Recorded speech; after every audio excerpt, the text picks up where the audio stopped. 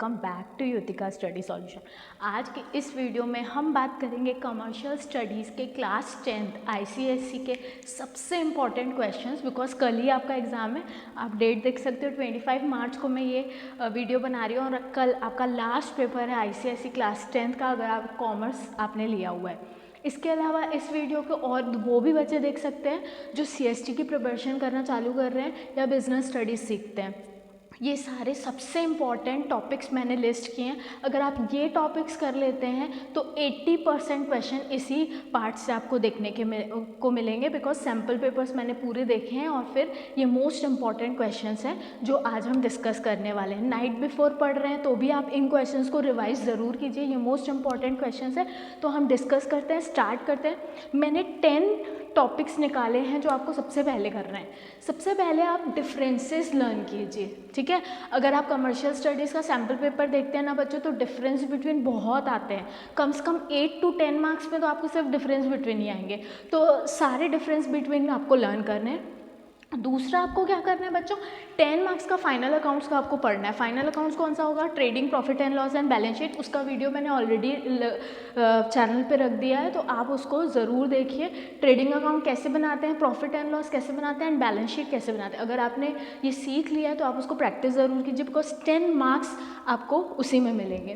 Third point है इसमें cell promotion techniques. अब इसमें ये रिपीटेडली ये क्वेश्चन आ रहा है कि कौन कौन सी ऐसी टेक्निक्स हैं जो सेल प्रमोशन टेक्निक्स होती है। तो फ्री सैम्पल्स होते हैं, गिफ्ट्स देते हैं अपन, वाउचर्स देते हैं सेल्स को प्रमोट करने के लिए। ये आपको अच्छे से करना है। टेक्निक्स के नाम तो आप बहुत अच्छे से कीजिए।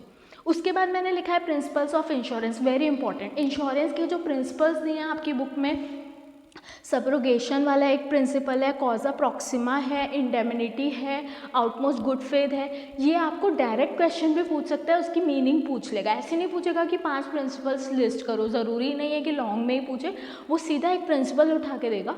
इसीलिए आपको सारे प्रिंसिपल्स अच्छे से, उसका मीनिंग अच्छे से करना है।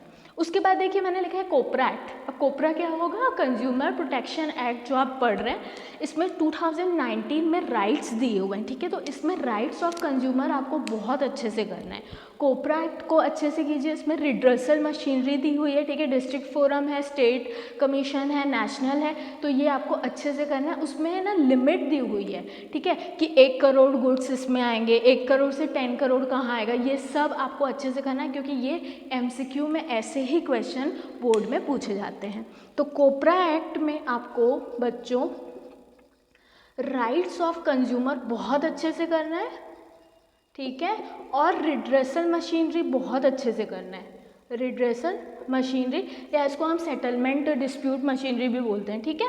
उसके बाद ट्रेनिंग मेथड्स बहुत अच्छे से करना है। ट्रेनिंग मेथड्स में ऑन द जॉब ट्रेनिंग और ऑफ द जॉब ट्रेनिंग आपको अच्छे से आना चाहिए। ऑन द जॉब ट्रेनिंग क्या होती है, जो हम काम कर रहे हैं उसी टाइम पे अगर कोई काम हमको कोई लीडर हमारा या कोई ट्रेनर है वो हमें सिखा रहा है तो ऑन द जॉब ट्रेनिंग होगी। ऑफ द जॉब ट्रेनिंग मतलब पहले हम लेक्चर के थ्रू बता रहे हैं उसके बाद। तो इसमें आपको क्या पढ़ना है बच्चों की, जैसे ऑन द जॉब ट्रेनिंग में कौन कौन सी चीज़ें आएंगी, ऑफ द जॉब ट्रेनिंग में कौन कौन सी चीज़ें आएंगी।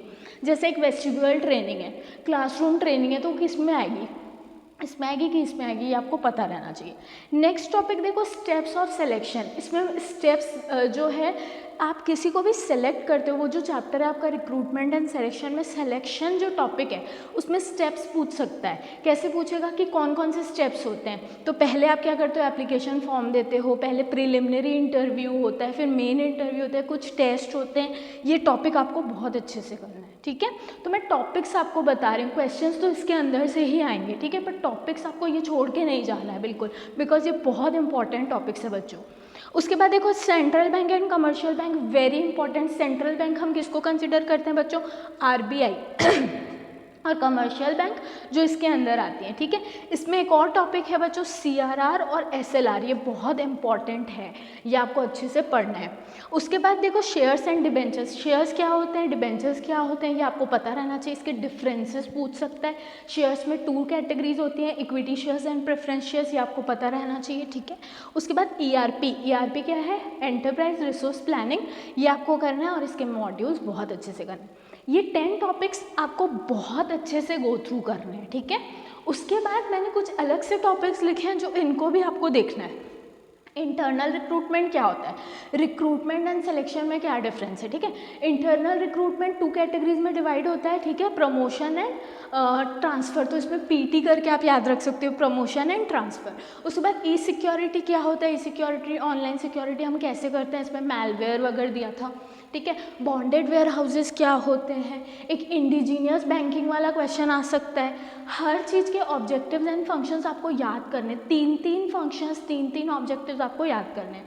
उसके बाद देखो एटीएम का फुल फॉर्म, एनईएफटी का फुल फॉर्म, आरटीजीएस, आईएम, ये सब मुझे कमेंट में करके बताइएगा कि आपको याद है कि नहीं। मुझे देखना है कि आपने कितनी अच्छी तैयारी की है, ठीक है। कल अगर आपका एग्ज़ाम है या फिर आप जनरली भी कभी ये वीडियो देख रहे हैं तो मुझे बताइएगा इन सब के फुल फॉर्म क्या है। एनईएफटी एंड आरटीजीएस में लिमिट पूछ सकता है, ठीक है, कि एनईएफटी की कितनी मिनिमम लिमिट है बताओ। आरटीजीएस की 2 लाख होती है, ठीक है। अब आप एनईएफटी की मुझे बताइएगा कितनी लिमिट है, ठीक है। ये सब आपको अच्छे से करना है।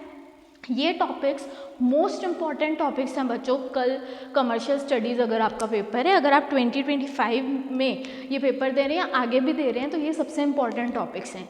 इसके अलावा कुछ ट्रिक्स मैं आपको दूंगी, कुछ टिप्स मैं दूंगी लास्ट में अभी। सबसे पहला टिप तो ये है बच्चों कि आपको अपना जो टाइम मैनेजमेंट है ना वो बहुत अच्छे से करना है, बिकॉज ये कल थ्योरी पेपर है, ठीक है। फाइनल अकाउंट्स 10 मार्क्स का आने वाला है। अगर बैलेंस शीट मैच नहीं हो रहा है तो 1 घंटा वेस्ट नहीं करना है।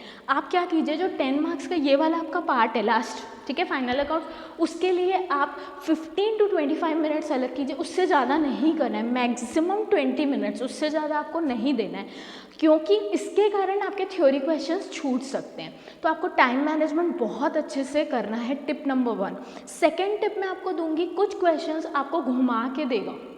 जैसे एडवांटेजेस ऑफ किसी भी चीज़ का ले लो, एडवांटेजेस पूछ रहा है, जैसे एडवांटेजेस ऑफ ई बैंकिंग पूछ लिया, तो आपको ये डायरेक्ट क्वेश्चन ना लिख के वो क्या करेगा, एक स्टेटमेंट दे देगा और बोलेगा कि इसकी बताओ एडवांटेजेस क्या है। तो सबसे पहले तो आपको एनालिटिकल क्वेश्चन अच्छे से समझना है कि उस क्वेश्चन को 2 बार रीड करो कि वो आपसे जानना क्या चाह रहा है, वो आपसे समझना क्या चाह रहा है। टिप नंबर 3 है, जो भी क्वेश्चंस आपको पहले से आते हैं, जो आपको समझ आ जा रहा है कि यार क्वेश्चन देख के हमको समझ आ जाता है, क्वेश्चन पेपर हम देखते हैं तो हमको समझ आ जाता है ना कि ये तो मुझे बिल्कुल अच्छे से रटा हुआ है, मुझे पता है इसमें क्या लिखना है, वो पहले अटेम्प्ट करना है। सीक्वेंस के कारण आप हो सकता है कभी कभी मिसमैनेज हो जाए, बट आपको क्वेश्चन नंबर, ये अगेन नेक्स्ट टिप है, टिप नंबर 4 है ये, कि जो क्वेश्चन आप अटेम्प्ट कर रहे हैं उसका नंबर एकदम ध्यान से लिखिए, ठीक है। तो ये लास्ट पेपर है आपको, ऑल द वेरी बेस्ट। अगर आपको ये हेल्पफुल लगता है वीडियो तो शेयर कीजिएगा अपने दोस्तों के साथ और सब्सक्राइब कीजिएगा हमारे चैनल को, और all the very best for your exam. Thank you.